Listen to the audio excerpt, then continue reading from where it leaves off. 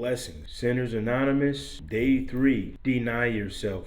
Luke chapter 9, verse 23. And he said to them all, if any man will come after me, let him deny himself and take up his cross daily and follow me. Look at the order in which he said it, and I do believe that these are in order of priority. First, deny himself. So we will deal with denying ourselves. What are we denying ourselves? Galatians chapter 5, verse 16 says, this I say then, walk in the Spirit, and ye shall not fulfill the lust of the flesh. For the flesh lusteth against the Spirit, and the Spirit against the flesh. And these are contrary the one to the other, so that ye cannot do the things that ye would. This means that if you walk in the Spirit, you will not fulfill the lust of the flesh, as it says. On the contrary, if you walk in the flesh, you will not do those things of Jesus in the Spirit. They're contrary to one another. So if you walk in the flesh, you will not please God. Let's take this a step further. In Romans chapter 8, verses 6 through 8, it says, for to be carnally minded is death, but to be spiritually minded is life and peace. Because the carnal mind is enmity against God, for it is not subject to the law of God, neither indeed can be. So then they that are in the flesh cannot please God.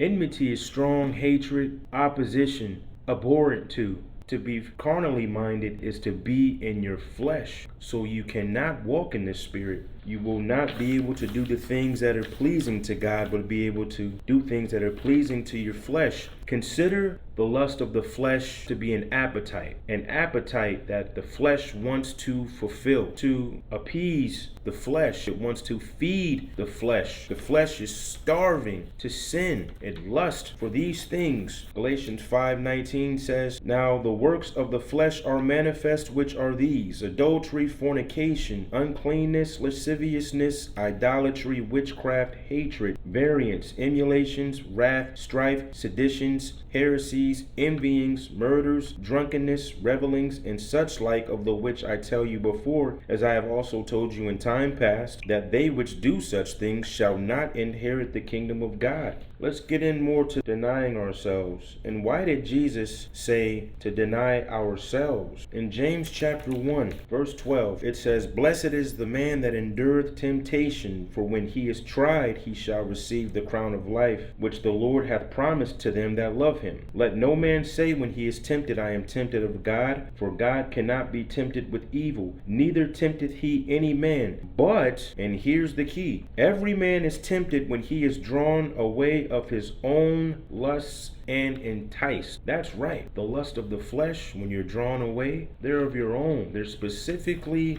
yours. You own them in the flesh. That's why he says you must deny yourself. Deny what your flesh wants to do. That's why you're supposed to walk in the Spirit. Verse 15 goes on to say, then when lust has conceived, it bringeth forth sin, and sin, when it is finished, bringeth forth death. Do not err, my beloved brethren. So this is telling you how sin works. The temptation comes first. Then the temptation bringeth forth lust. Lust bringeth forth sin. It conceives, it plants a seed. And sin, when it is finished, it bringeth forth death. And Romans 8:13 says, for if ye live after the flesh, ye shall die.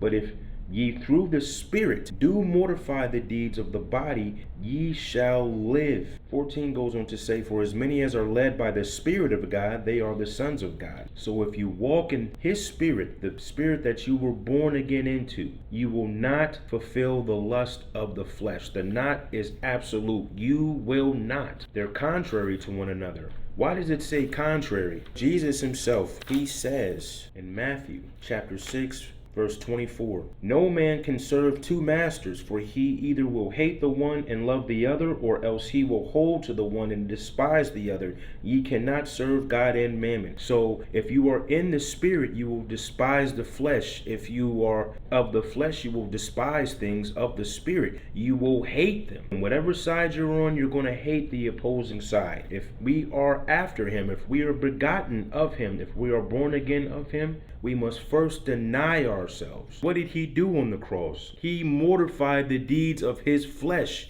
and crucified the flesh. Romans 8:3. For what the law could not do, in that it was weak through the flesh, God sending his own Son in the likeness of sinful flesh, and for sin, condemned sin in the flesh, that the righteousness of the law might be fulfilled in us who walk not after the flesh, but after the Spirit. He condemned sin in the flesh, mortified it, put it to death. He expects you to do the same thing, and not just expects you, but he gives you the tools to do it by having the biggest tool in you. That's him.